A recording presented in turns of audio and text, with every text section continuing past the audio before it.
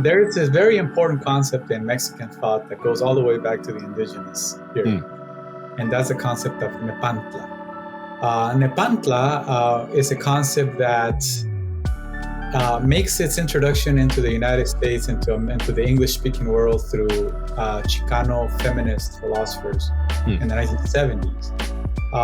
And they used it to talk about how identity in the borderlands of Mexico and the United States is fluid, right? It's liminal, right? It's in the middle, right? It's not really United States culture and Mexican culture is like in the middle. Now, this concept goes back all the way to the indigenous people who believed that there was a middle way to exist, a in-between way to exist, right? And they would use this concept of Nepantla to identify many different situations in which you had to exist or you existed in the middle of things, right? And so Nepantla is this notion of being in between.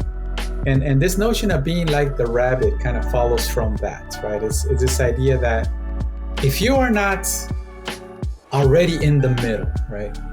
Or if you're not cognizant of existing in a middle world, in a middle ground, you should be, right?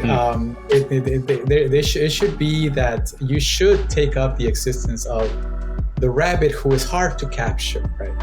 Because the last thing you want is for somebody to tell you who you are, right? To categorize you in a way that traps you. Right? And for the indigenous people, the rabbit was like that. It was a shifty, cunning animal that wasn't easily captured. So the advice was to be like the rabbit and not be capturable. Right? And so when you exist in Nepantla, the idea is to recognize that you do, and not allow yourself to be captured by. And the lesson in the book is to not let yourself be captured by like stereotypes or identity concepts that kind of trap you into a particular space.